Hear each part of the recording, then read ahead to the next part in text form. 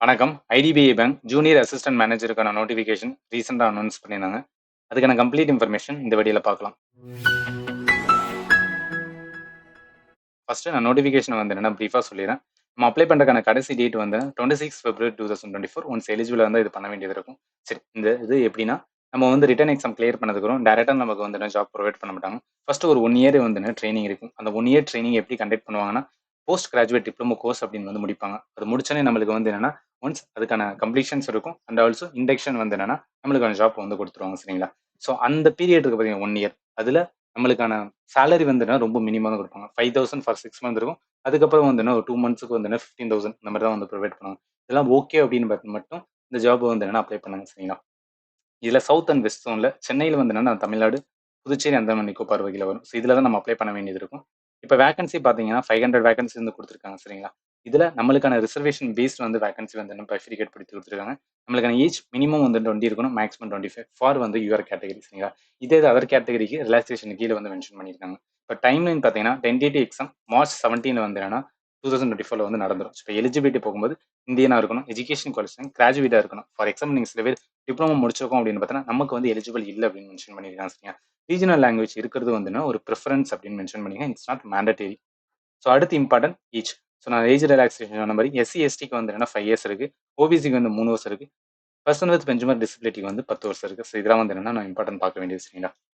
அடுத்து exam fees பார்த்தீங்கன்னா, நம்ம வந்து 1000 வந்து என்ன பே பண்ண வேண்டியது இருக்கும். ஃபார் எக்ஸப்ட் யார் யார் கேட்டகரினா எஸ்சி, எஸ்டி, பிடபிள்யூ கேண்டிடேட். அவங்க வந்து எவ்வளோ பண்ணா 200 பண்ணா போதும் அப்படின்னு மென்ஷன் பண்ணியிருக்காங்க. சரி. அடுத்து இம்பார்ட்டன்ட் அப்படின்னு பார்த்தோம் அப்படின்னு பார்த்தா, நம்மளுக்கான வந்து என்ன செலக்ஷன் ப்ராசஸ் தான் இருக்கும். So one second. இதுல செலக்ஷன் ப்ராசஸ் என்ன சொன்னா, எப்போதும் ஒரு பேங்க் எக்ஸாம் நடத்துறது வந்து என்ன செலக்ஷன் தான் இருக்கு. பட் எக்ஸப்ட் என்னன்னா கம்ப்யூட்டர் அவேர்னஸ் இந்த இதுல கிடையாது. ஸோ 4 செக்ஷன் தான் இருக்கு. மொத்தம் 200 கொஸ்டின், 200 மார்க், 2 ஹவர்ஸ்ல வந்து நம்ம எழுத வேண்டியது இருக்கும். So time management very very இந்த இடத்துல இம்பார்ட்டன்டா இருக்கும். சரிங்களா? இதுல பெனால்ட்டி ஆஃப் ராங் ஆன்சர் இருக்கு. ஸோ ஒன்ஸ் நம்ம கிளியர் பண்ணிட்டோம் அப்படின்னு பார்த்தீங்கன்னு வச்சுக்கோங்க, ரிட்டன் கிளியர் பண்ணனே நம்மளுக்கு என்ன இருக்கும் அப்படின்னு பார்த்தீங்கன்னா, நம்மளுக்கு 1 இயருக்கு வந்து என்னன்னா ட்ரைனிங் வந்து என்ன கண்டக்ட் பண்ணுவாங்க. ஸோ அதையும் நான் காமிச்சுறேன். பாருங்களேன்.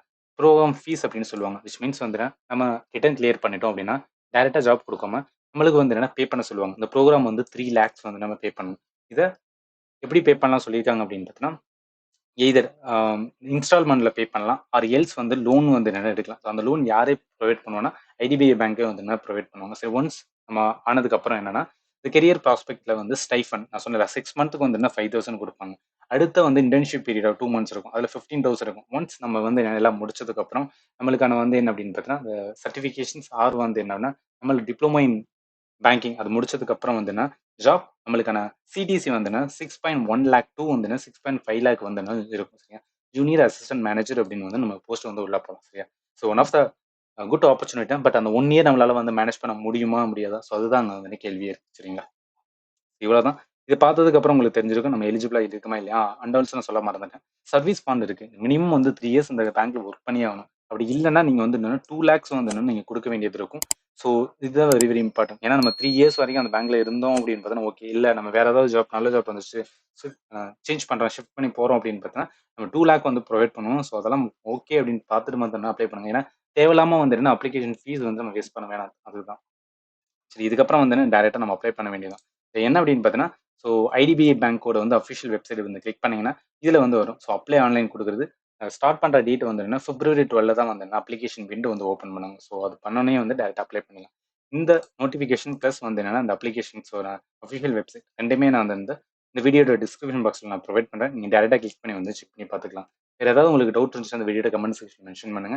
அண்ட் ஆல்சோ உங்க ஃப்ரெண்ட் யாராவது எக்ஸாம் பிரிப்பேர் பண்ணிட்டு இருந்தாங்கன்னா, அவங்களுக்கு இந்த வீடியோ வந்து ஷேர் பண்ணுங்க. அதன் மூலம் உங்களுக்கு ரொம்ப யூஸ்ஃபுல்லா இருக்கும் sir. Finally, thank you for வாட்சிங் and have a nice day.